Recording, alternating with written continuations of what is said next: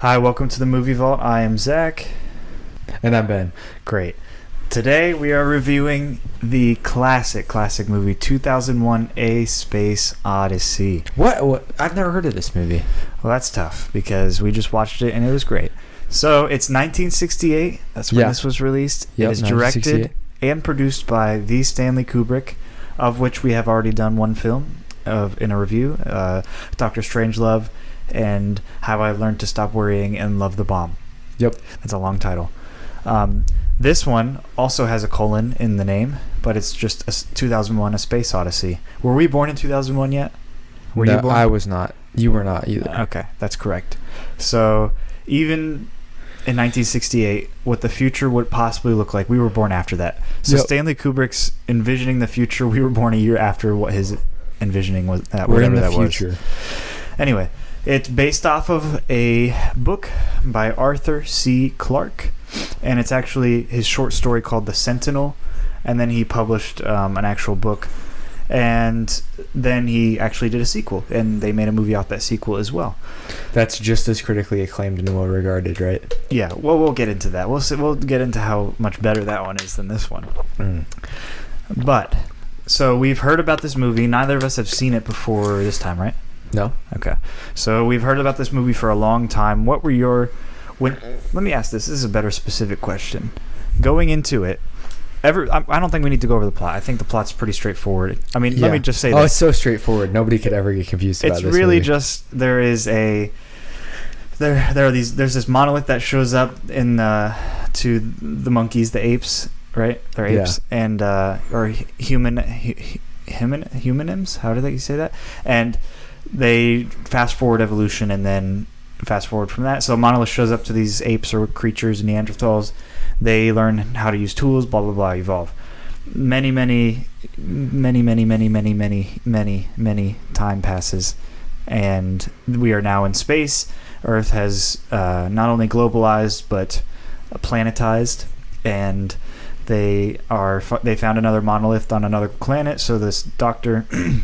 Haywood is going to another planet on a secret mission to go see why this monolith is transmitting a radio wave to Jupiter. And then they go, and he gets there, and he kind of just emits a radio wave that's really loud, and then it fast forwards 18 years, and then there's another guy named Dave, and he has another guy, and what's the other guy's name? Dave, and who else? But they're in a ship with a robot named Hal, with 3 other scientists that are frozen in chambers, and they're going to Jupiter to see what that signal was that was being sent out 18 years ago, and they've been on this mission ever since.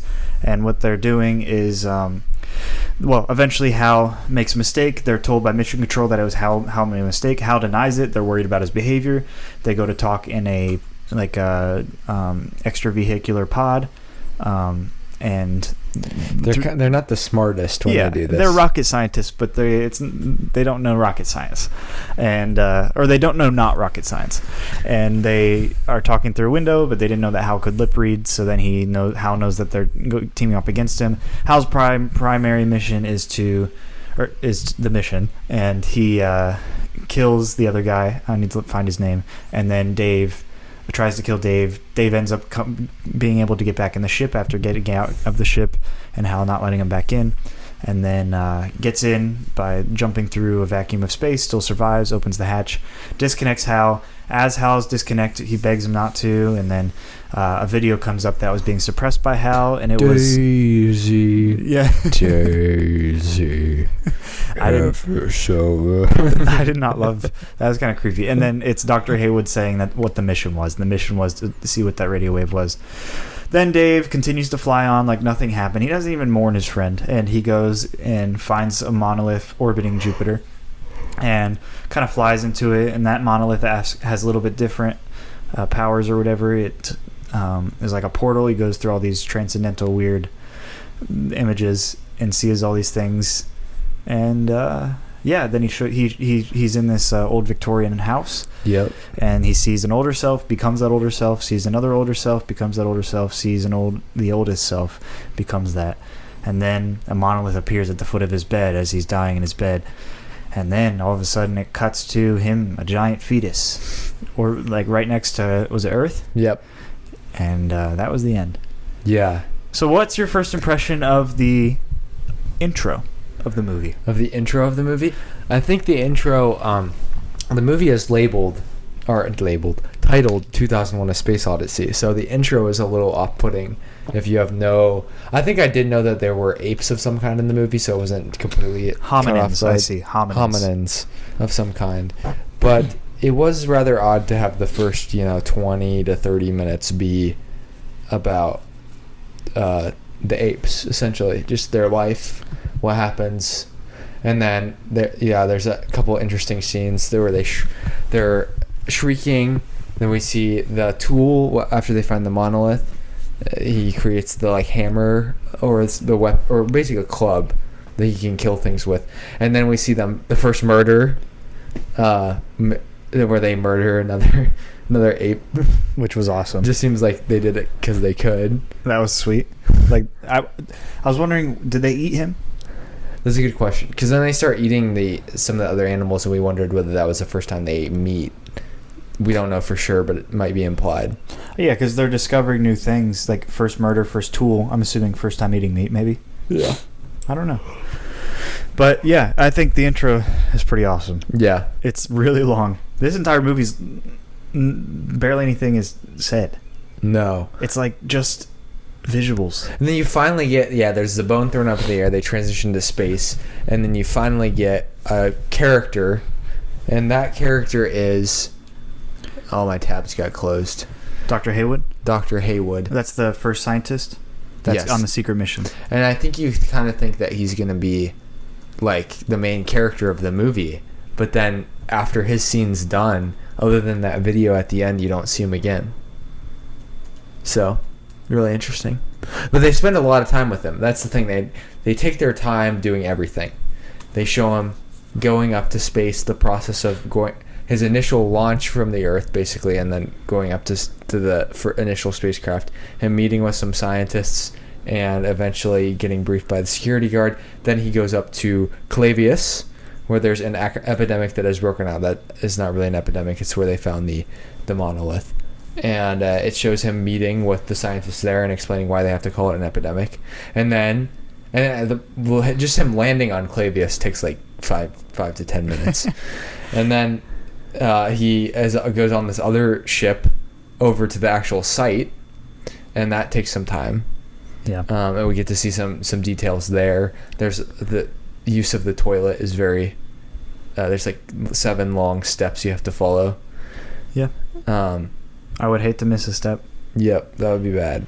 So actually, the thing about that, the beginning part that stuck out to me was that you just hear beeping, beep, beep, beep, for 10 minutes straight, right? And there are so many of these scenes. It reminds me of Avatar. Avatar's obviously influenced by this, but there are so many scenes where it's just you feel like you're there because you're just listening to the background noises. It's just white noise and spaceship rocket sounds and beeps. Yeah. The entire time, no talking. And I actually looked into this. So there's a 29-minute film called Universe, which is by a biographer named Vincent Labruto, and that was an inspiration for Kubrick. And actually, NASA uses it to show future astronauts in training what space is actually like. So it's this short film that is just about beeps, silence, not being able to hear each other in space, only through intercoms. And it's very interesting because I didn't watch it, but I've read a little bit about it, and it's just interesting that's what Kubrick literally took a NASA instructional video, used as a NASA instructional video as inspiration for what it would actually be like. So he was going for realistic, which is odd in a space movie in 1968, the year before the moon landing. Right. So what is that? How do you think that fits in? Do you think people thought this was realistic, maybe? I think, yes. I think this is the first time that people probably felt like they got a realistic look at space in a movie. I don't know that 100%, but I'm pretty confident. And then was it 5 years after this, Star Wars? Was that 73? I want to say it was 77, but... Oh, you're probably right. I can't think. But it's 77. It's so many years after that the original Star Wars came out. Yeah, almost 10. And to think, although they were working on it well before that. And to think of how well this movie holds up today, even compared to Star Wars, which is the standard. Yeah. If that's the standard, then what is this? This is great. So it's Yeah. just confusing. Practical effects, like I think we said that when we were watching it. Yeah, a lot of models, a lot of filters. Basically, you know, like now you can solve any problem using computer generated effects. But back then, you had to get a lot more creative to solve your issues. I'm trying to figure out, like, you mentioned that there's a lot of noises and silence, but there's also a lot of classical music that's used throughout the movie to set, like, and I wish the main theme is "Thus spake Zarathustra," which is a Strauss. I don't even know how to pronounce it, but it's immediately recognizable, even if you've never seen the movie. Or no, that one. Da, da, da, boom, boom, boom, boom, boom, boom, boom. Like, well, I took a music class, and I had not seen 2001: A Space Odyssey up to this point, and they showed this scene, and I immediately recognized the song. I was like, oh yeah, I've heard that before, because they probably use it in other stuff, reference it, that sort of thing. Then there's that dun dun dun dun dun dun dun dun dun dun dun dun, which is also a very famous song. I just am not sure. I always picture that as like a ballet song. Yeah. Like in a Nutcracker. But you're right. I think Kubrick said that he wanted to film a primarily non-verbal experience. That it's not really, relying on the traditional techniques of narrative, cinema. But music plays like a vital role in making the different moods of the film. And like half the music is like classical, and it's like half the music appears before any line of dialogue is spoken, basically. Oh yeah. It's like you're so far into the movie, and there are only probably 5 conversations in this film. Yeah.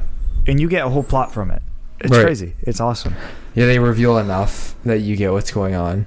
And then, so yeah, once they cut from Clavius, it's like 17 months later, they're on a mission to Jupiter, which is kind of I was like, wait, what? All of a sudden we're just going to Jupiter now. And I think maybe, like, I had heard of HAL. I think I was talking to someone today, and I was like, oh yeah, we did 2001: A Space Odyssey, and they hadn't seen it, and he was like, oh, isn't that the movie with the robot that takes over the ship? And I was like, oh yeah, it is, but that's like only a part of the movie. Oh, for sure. It's only like it might be longer than I'm thinking, but it's like 45 minute part of the movie, maybe. I want to say at most. Yeah, I'd say less than that. Where I think his terrorizing of Dave and Frank is probably 30 minutes. Yeah. But he's in the movie for probably 45 minutes. Yeah. And they introduce Hal. He's running the ship. And they introduce Dave and Frank. Yeah. And those are the 2 guys who are awake. And there's like 300 scientists who are... No, 3. 3 scientists. Yeah. For some reason, I got confused and thought there were 300 at one point. I was like, man, this is a bigger ship than I thought. No, there are only 3. Okay. So there's 5 guys on the ship. 2 of them are awake. They're saving the other 3, presumably, for when they get to their destination.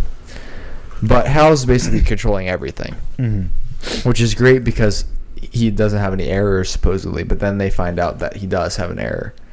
Yeah, and he denies it, and that causes him to kind of almost... Do you think he schemed that? Did it seem like he purposefully messed up that one first part?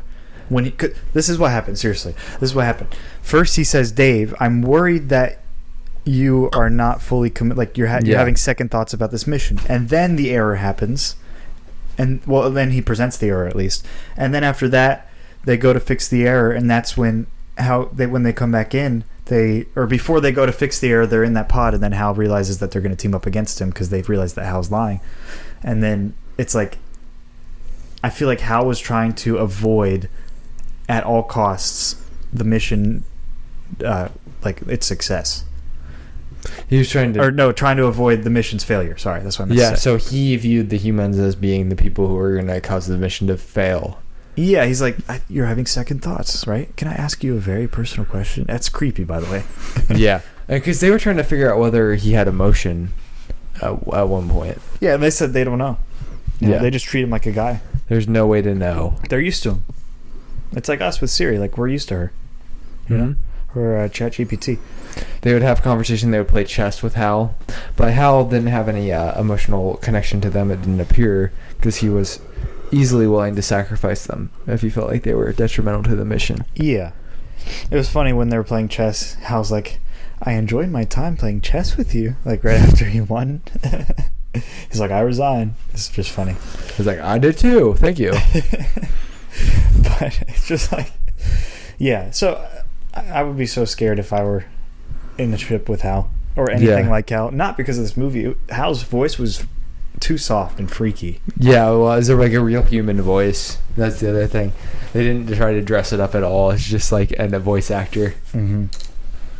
But yeah, so I think those are the main three elements of the film. Now, a few like clarity questions. I feel like we should get through these. So my first thing is, so we're supposed to assume that when they go on not Jupiter, they go to was it Clavius, and Dr. Haywood's there, and they're walking down in their spacesuits to the monolith, and it starts ringing, right? There's loud ringing noise. Yeah. Are we supposed to assume that that's the signal being sent to Jupiter that causes the other mission to happen with Dave and Frank? Because it cuts from there. We don't know what happens. Yeah, I don't know. It just goes straight from that to Dave. So I'm not really sure. I have no idea what you're supposed to get out of the ringing.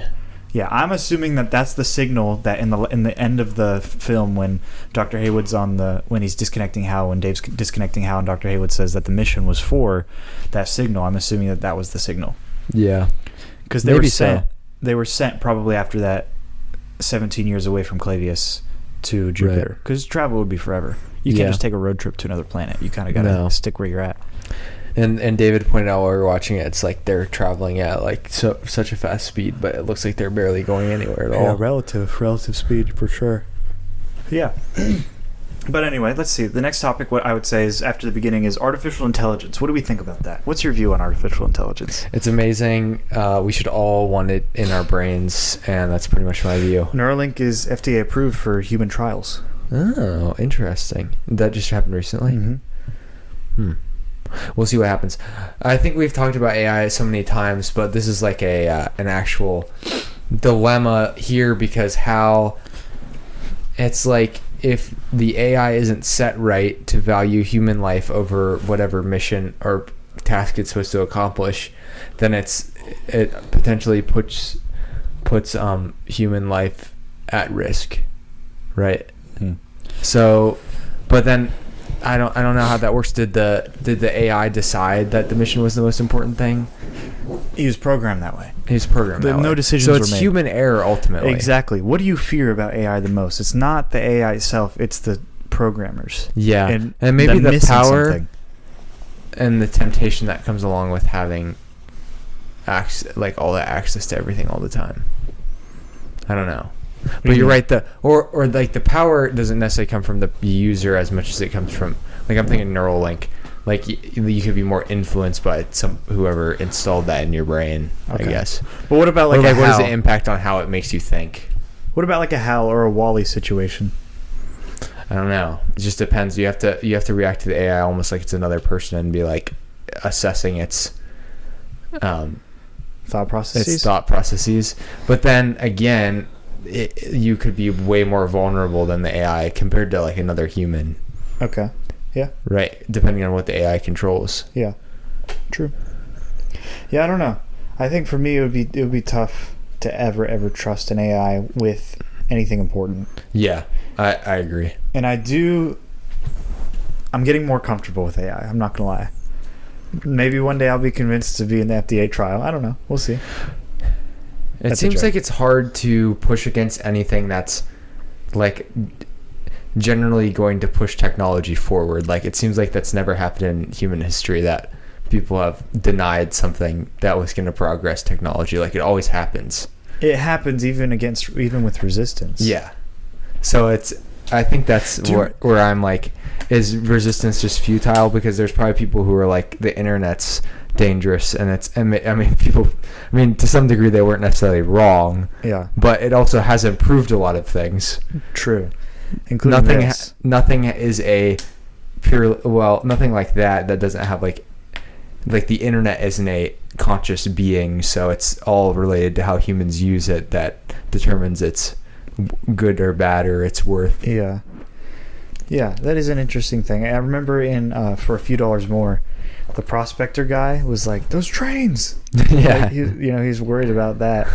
I'm wondering if AI is just the next train. Yeah. Or if it's more serious. People always, I mean, I guess you question whether it's a bigger jump in technology than like a train would have been. Yeah. Like horses, like transport, it's a mode of transport. So yeah, it would have been able to transport a lot faster, would have changed how people were able to do things. But this is like literally could change the way that we think, how we do things, what jobs are like. It could change every aspect of human life, pretty much. But then we've already had things that's happened, and we just kind of seamlessly integrate them into our lives. Yeah, AI does a lot of our taxes and anything streamlining in that way. And that's fine. It's stuff that we don't need to waste our time doing. Right. Stuff that's tedious that, maybe wouldn't be the best use of our time anyway. But we don't need AI to raise our children or... no. Or kiss our wives. No. Or... Those are the only two I can think of. Well, like anything that's like that blocks humans' connection to one another in the way that they were intended to be, right? I guess, yeah. I also think... This is a weird scenario because it's a very isolating scenario, and it's a specific scenario that's science-related. I also think that, specifically with an AI like Hal, there must have been trust in Hal. There's never an error. But if there's never an error, that causes me to mistrust. You know what I mean? Anybody that says they could never make an error, any machine. Yeah.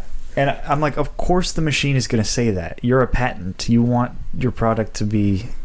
flawless. Right. That's a want of the designer. And the machine's like selling itself too. It's designed to be a salesman for its own product. I'm wondering if Hal would have had an easier time if he just was a little bit more humble. Maybe. Like, what could he could have still, maybe he could have won because he would have been more deceptive. Yeah. But I think he's too factual, just slightly too factual, to the point where he told the truth, like, I've never made an error, because he actually believes that, or he's programmed to believe that. But what is a belief? So is that what caused his error, is that he thought, like, the fact that he was programmed to think he couldn't make an error made him not realize the error that he made? Yes.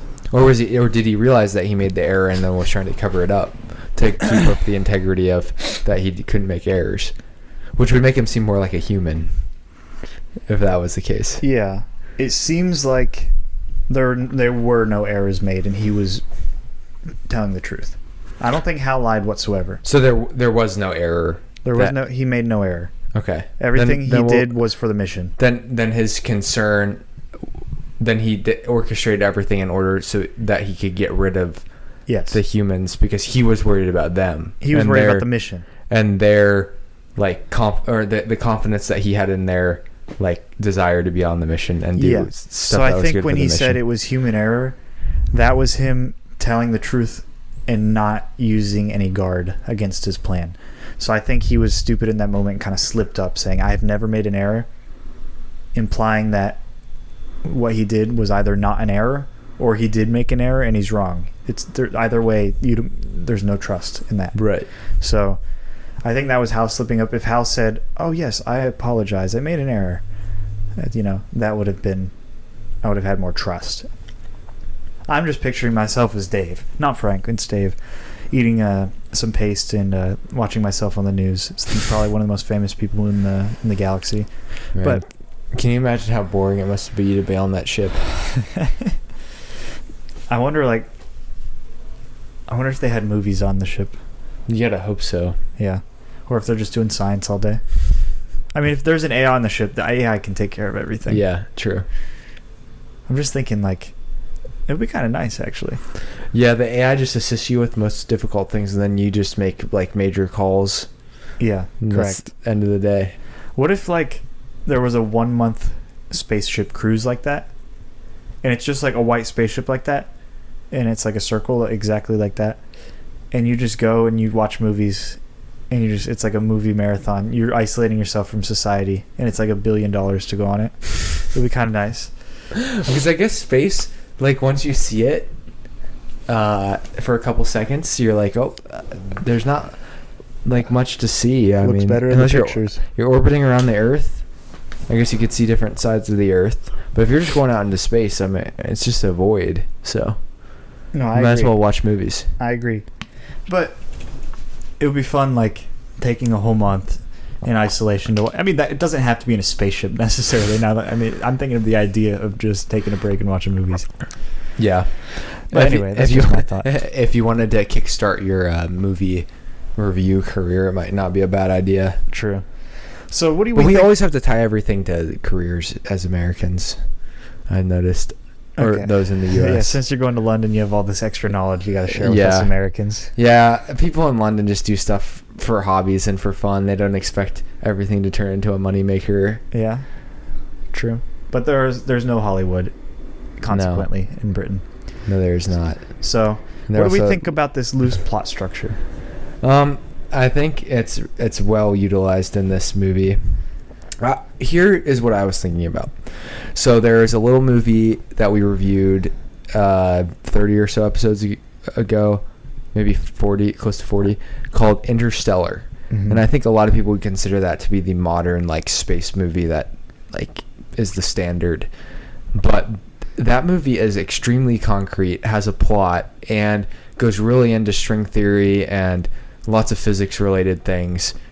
So it's in a lot of ways like a foil to this movie, because it does a lot of things related to space and visuals and all of that were pushing things forward, but it also doesn't have any of this loose or abstract plot structure. It's so incredibly concrete, and that's because Nolan himself is just, that's the way he is as a filmmaker. Everything is like a concrete thing. Don't mix him and abstract. I think Stanley Kubrick is more concerned about as I've watched more movies, I've become more accustomed to this idea of like, not everything has to be spelled out for you. Sometimes it's like nice when the filmmaker just leaves things, like lets you sit in the moments that he presents to you, lets you focus on them, and then you kind of think about what happened. Sometimes I don't even know that the filmmaker had a complete idea of what is exactly happening. Mm-hmm. It's more of a loose I mean, like you said, it's like a loose concept. So I think it works really well for this movie, because they may not, I don't know how much, whether they could have executed an interstellar like plot at that point in time. Like, I don't know how much they knew. I mean, obviously Einstein had already come up with this theory of relativity. I think they even referenced it at points in the movie. Mm. But I think you can write yourself into a bad situation if you overwrite certain movies, especially about science or things that are more theoretical. So I think it was to the benefit of the movie overall. Yeah, and you have to think the book that it was based off of, that these monolith things are the driving force of nature. So that by itself is untrue and causes the story to get some wanky places, if you know what I mean. True. So the monolith is this thing that serves different purposes throughout human history, specifically. With the homonyms, or whatever they're called, it speeds up evolution. But when Dave rides into one, it is used as almost a portal to unimaginable understanding. Yeah. To the point where, and this is canon, by the way, to the point where he becomes bodiless. It's not in this film, it's in the sequel, which is canon, by the way, by the author. So I'm not really sure like what to think about what the monoliths are or what they represent. Are they're supposed to be like an alien race that put them there, and they're kind of like a lot of people like associate them with they're called the firstborns, which are like an alien race that put them there, and they're signaling devices or portals, or they're called stargates. And in Wikipedia, if you look up the monolith, it says they're machines of black cuboids whose sides extend in the precise ratio of 1 to 4 to 9. I mean, that's just interesting. Like, Yeah. you know the exact thing. It's these monoliths show up in so many different areas. We'll get into the influence of this film later, But for example, in 2000, the eve of 2001 in Utah, in the middle of the desert, someone planted a monolith there. Like someone had been planning this for years. So you can tell, like, it's just this mysterious thing that nobody really knows about. And when it's referenced in other films, they don't know what it is. So I kind of wonder, like, why make this creative choice? Arthur made this choice, the author, not Stanley. But why make this creative choice of having these almost causes or accelerators that are of unknown source? Is that to keep the plot more simple? Maybe. I kind of wondered, as you're explaining that, how much they were just using. Are they using this as a plot device for the story, or is this something that they're genuinely like could believe? Because there are people out there who believe in like stuff like aliens accelerating evolution and things like that. It's like an idea that people have, but I don't know how serious they are. Like, I don't know if they're trying to make a point or like prove anything like that. They're just using it to push the story forward, as best as I can tell. I mean, they have to have center, like it is the centerpiece of the movie, like you said. So yeah, and they're of unknown cause, they're unknown origin, to me at least, from the specific film that we watched. I'm interested to know why they have different uses.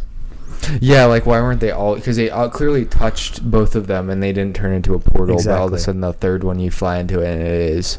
Yeah. And then you spend 10 minutes like just watching contrasted colors. Yeah. And weird imagery. Awesome. It was pretty cool. It shows his eye, like, and his head twitching in different shots. That was kind of creepy though. I was like, I don't like this. This is a good point to go into the sequel. So 2001, the first. What is it called? It's called The First Contact? Yeah. The First Contact. Or The Year We Made Contact. And it's also written by the same author. And it's directed by someone else. It's directed by Peter Hyams? I forget. But basically, Dave becomes bodiless because of this transcendental experience he has with this floating monolith around Jupiter. He visits his wife through a TV. Yeah, that happens. And Dr. Haywood has to come back to go to Jupiter to see what happened to the Discovery, which is the ship that Hal was on. So then he goes with a couple other scientists to Hal, and these monoliths in Jupiter, there's a spot on Jupiter, and these monoliths are like clustering and multiplying. And then they like engulf Jupiter because there are so many of them.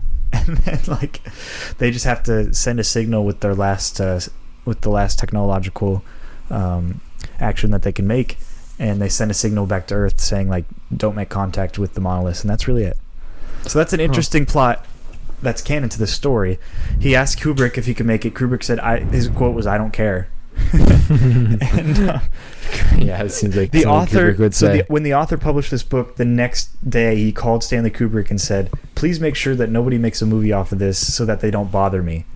But that cannot be true, because this author definitely wrote the sequel to get money, to get another film made, so he can get some royalties. Yeah. So, and then he worked cooperatively with Peter Haynes, so that's also a sign. So he didn't really follow through on that. All that to say, it's not really that important in context to this film, but that gives a little bit more of what the monoliths are. They're kind of like these aliens put them there. That's like kind of canon. So, anyway. So Ben, what do you think about the visuals of this film? Probably the highlight peak thing for me. Yeah, I think they're amazing. I think they're completely ageless. Like pretty much everything works. Maybe there's a few things you could say that look. I think the main thing that I'm like, oh, that looks a little weird, I'm not sure whether that worked, was when Frank was flying through space in the yellow suit. Okay. That was a little odd looking. Okay. It was still kind of endearing in a way, though. So it still kind of worked, but it was like the only thing like they're trying. Yeah, like it's like now it's like we look back and we're like, oh wow, that's kind of cool and they're weird looking. They're trying so hard. They're trying so but it doesn't exactly work in that. It doesn't really look realistic like a lot of the other things do. Yeah. There's so many shots are just like beautiful. The color choices are like amazing, and this like set choices are amazing. They thought through so many different aspects. I mean, we expect that out of Kubrick. He's very detail-oriented. Mm-hmm. And I'm sure there's other people involved in the project who are also detail-oriented. It was just him. But the fact that a movie made in released in 1968 only has like one thing that looks bad, or maybe another word that's better is unrealistic, some of these visuals held up better than movies today. Oh yeah, I mean, Crazy. people would much rather watch this than they would watch Ghost Rider. Or Yeah, I'm thinking of like big budget Marvel movies. oh yeah, Like, that's crazy to me that CGI or like the today third looks so Doctor bad. Strange, Doctor Strange in the Multiverse of Madness. Like, Yeah. I think you make an argument. No, I think you just say that 2001: A Space Odyssey has way better visual effects. Yeah, I know. Made like 50 something years before. It's Yeah. insane. So, with all that to say that the cinematography was great, it kind of reminded me of Wes Anderson, and a lot of these shots were like straight down the middle, like the object Yeah. was exactly in the middle. And it was pretty symmetrical. Symmetrical. And even the color palette, you could see a little bit of Wes Anderson. I Or think Wes Anderson could see some of 2001: A Space Odyssey. Oh, for sure. That's what I meant to say.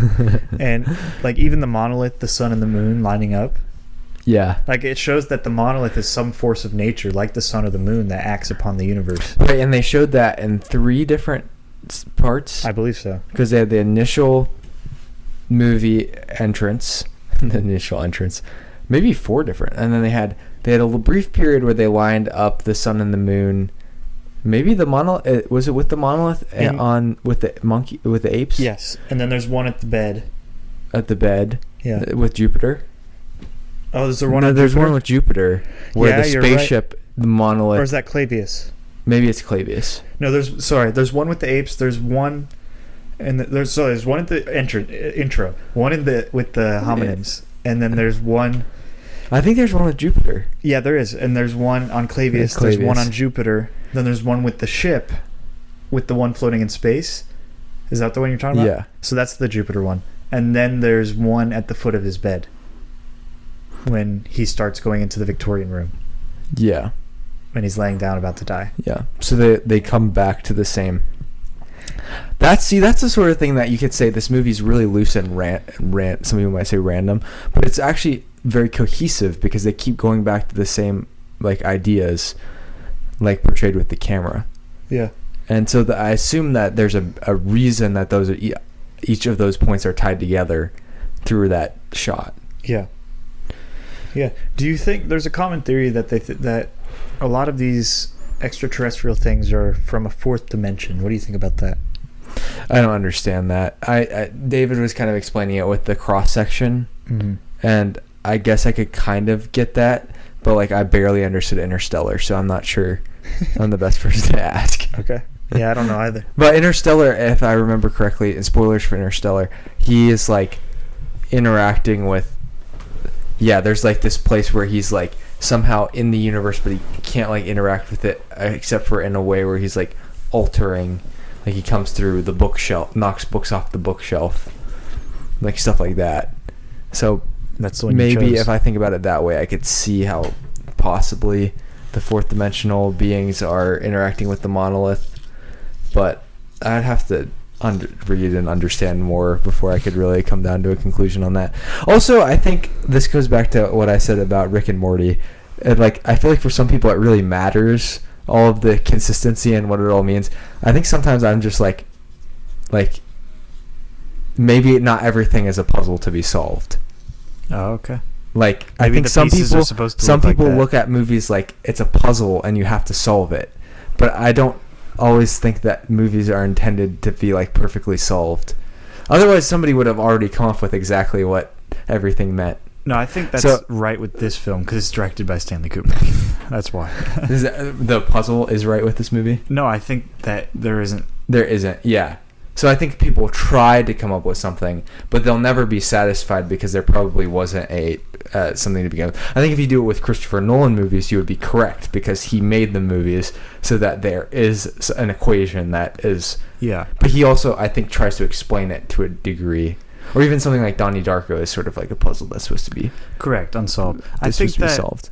I think that... Yeah, sorry. And I think that...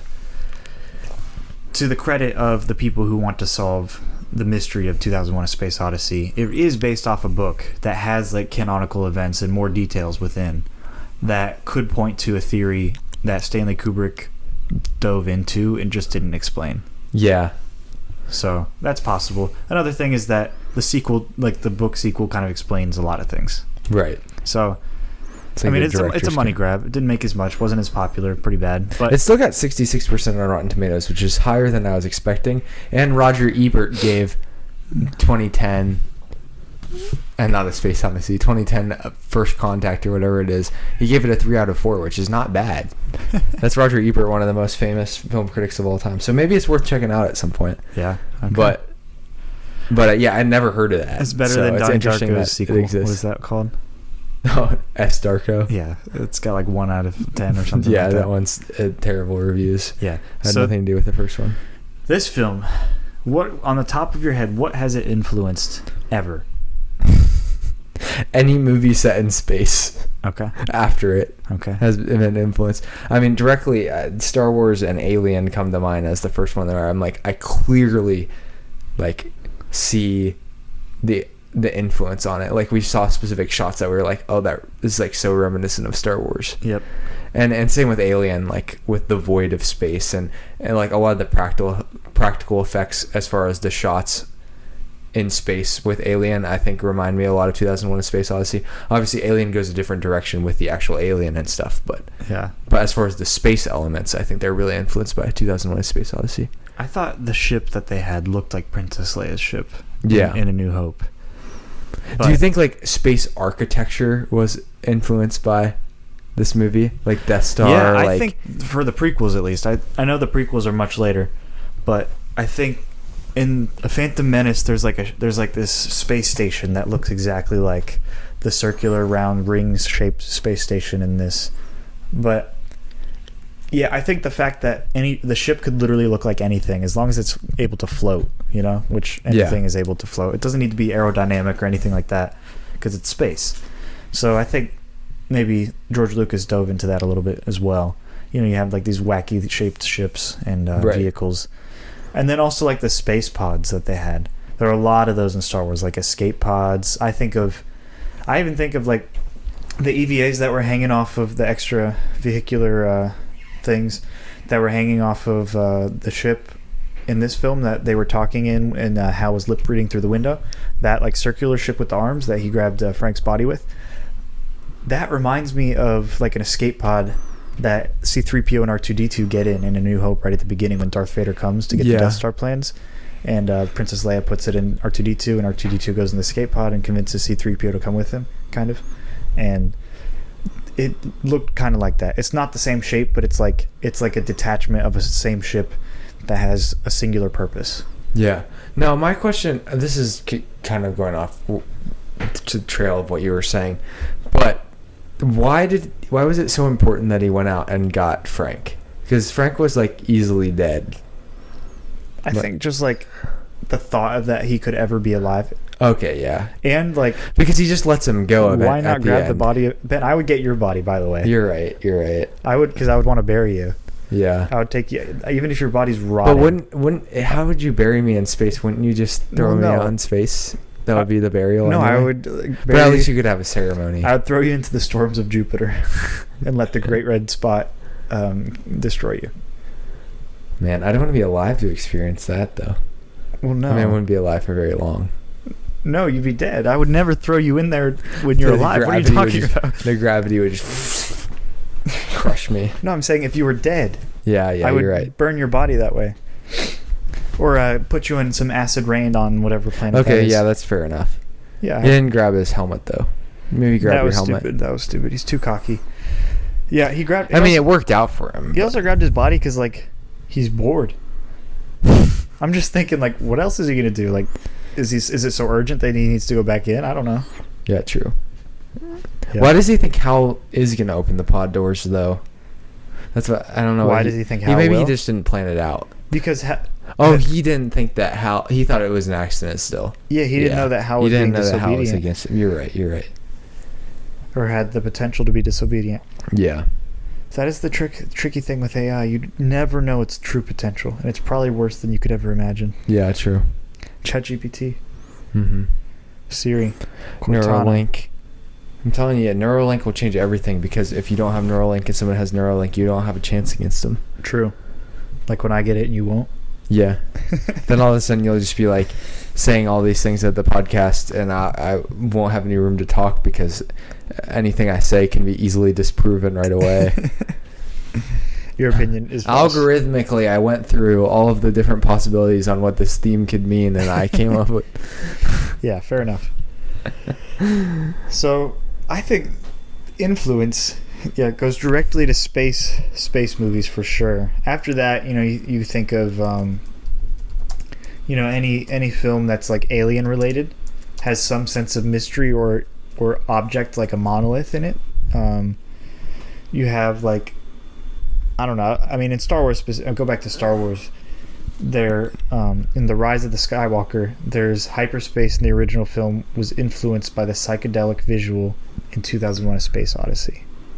That's what I'm reading on Wikipedia, because I remember that scene in The Rise of Skywalker where it's like kind of like a little bit trippy, but it's not.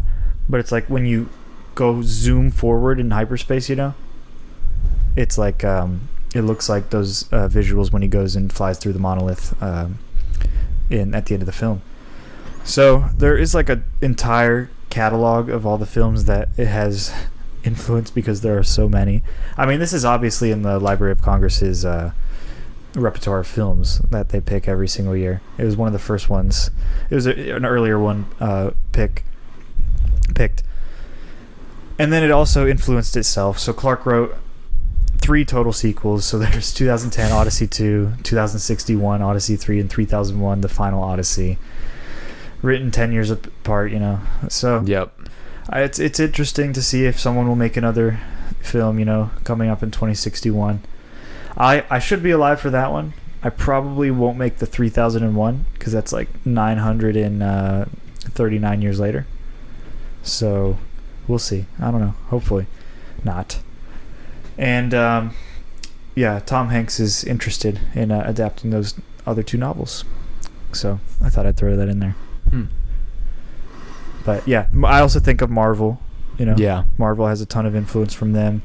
A lot of the comics, in fact, from in the 70s and 80s were influenced by this, from Jack Kirby and Stan Lee writing about a lot of space-based characters. David Bowie's Space Odyssey, or Yep. Space Oddity rather. Yep. Was influenced by 2001: A Space Odyssey. Yeah, and there are tons of other things like The Who. A lot of that was influenced by them. I don't know. Like Apple, a lot of times when they fix bugs in their updates, they say it was a bug, Dave. So those are just some cool things that you get when you do that. And when there's only like 5 lines, they're bound to be memorable. Yeah. And it's funny because Barbie, which we will be reviewing on the Backstage Cinema podcast in the near future, has a teaser trailer, and the opening to the trailer is the opening sequence of 2001. Wait, I didn't notice that. Mm-hmm. I'm gonna have to. It's in one of the trailers, not in all of them. Oh, gotcha. Interesting. But yeah, I mean, Woody Allen's been influenced. Mel Brooks, The Simpsons is Matt Groening, the creator of The Simpsons, was a big Kubrick fan. So when he wrote Futurama, he did a ton of Space Odyssey references. The 1994 famous episode of The Simpsons, Deep Space Homer, very influenced by it. South Park, Peter Sellers, Tim Burton, Andrew Airplane Stanton, 2, Sesame Street. There have been spoofs, like a Canadian spoof in the year 2001, A Space Travesty. That's stupid. Men in Black, you said Airplane 2, Mystery Science Theater 3000, 13 Reasons Why. Oh, they see the film in the show. Okay. Yeah, I was gonna say. Probably not too much. I was like, what? That show's garbage. Stanley Kubrick would be rolling over in his grave, or is rolling over in his grave. Yeah. So, tons and tons and tons of things. Yeah. Like NASA's training program has so many references to 2001: A Space Odyssey, and in the museums and everything like that, they send up things like in their ships, like little trinkets of the Space Odyssey movie. That's crazy to me. Elon Musk needs to do more of that. That's why all his rockets are blowing up, because he doesn't have Stanley Kubrick's touch. So that, with all that to say, it's like we said Sergio Leone had the greatest influence in the West for Western films, spaghetti westerns. But for space films, this is probably the birth of like the space era. This might be the birth of the space film. Yeah. Right? Yeah. Like, I'm sure there was movies set in space before this, but this really just took everything to another level. Like the type of space film that we see, at least. Yeah, they're not like B-tier sci-fi movies anymore. This is like a main auteur cinema.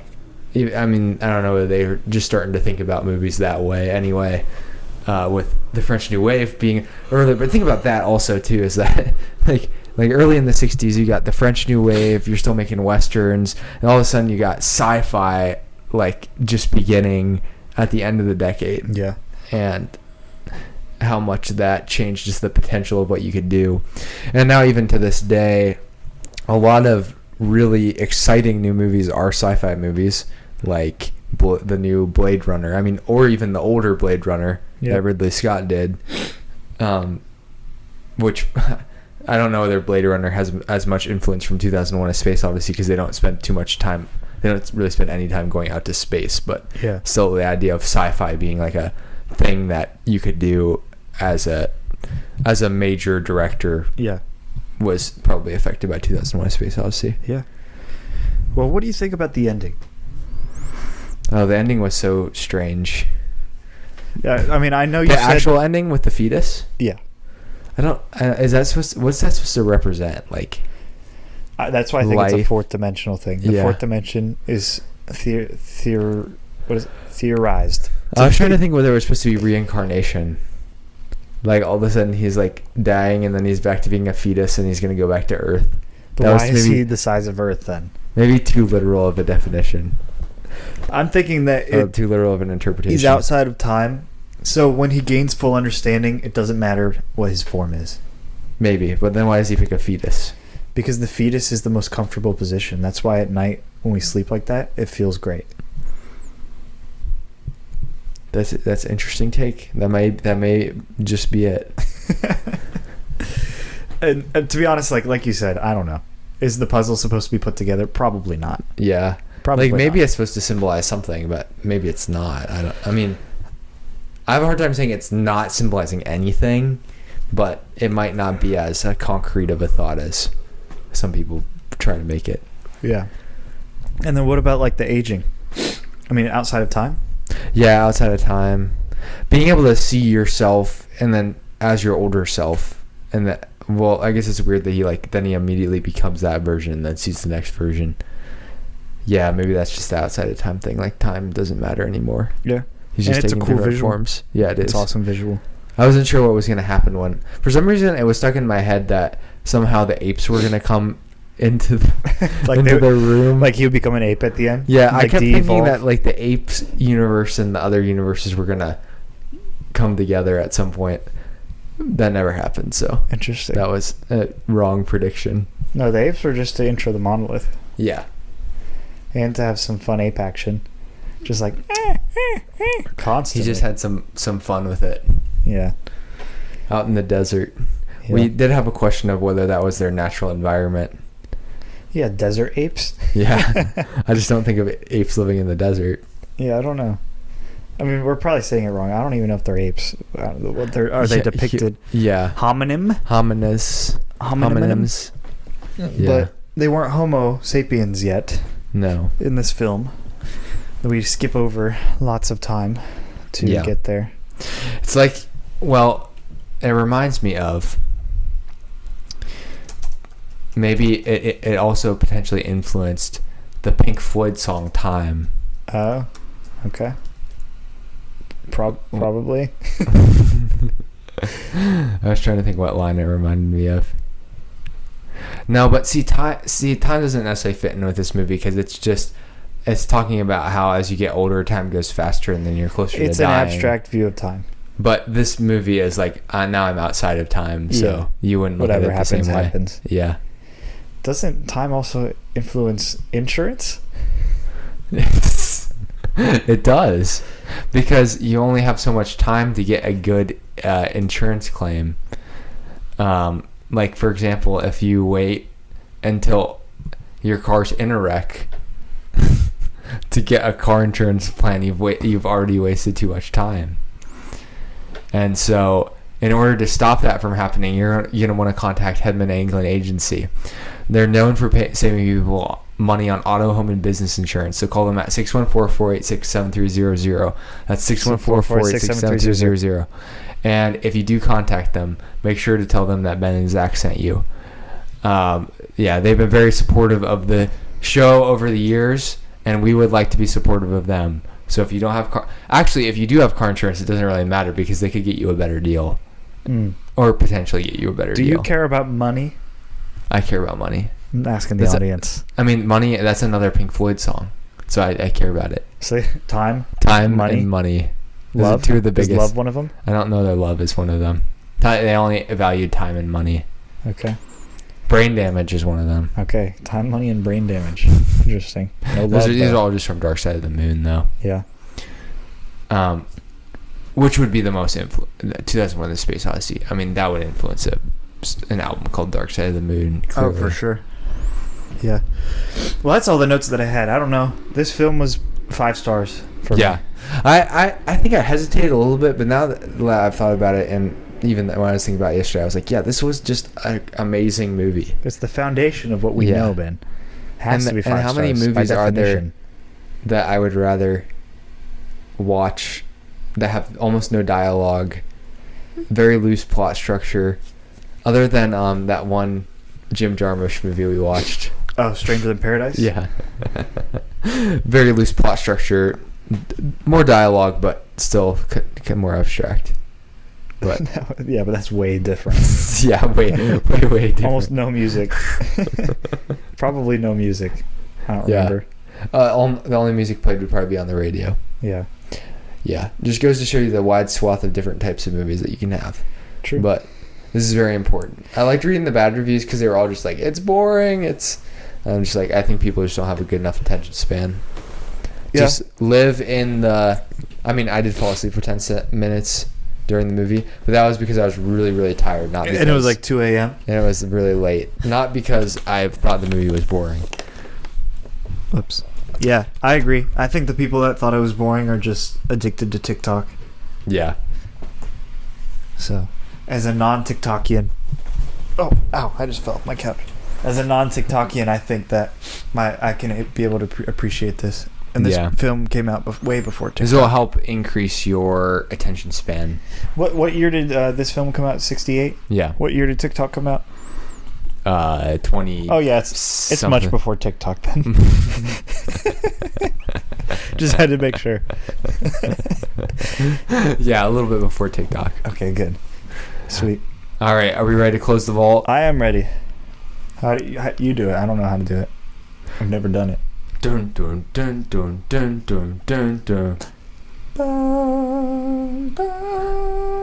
Dun dun dun.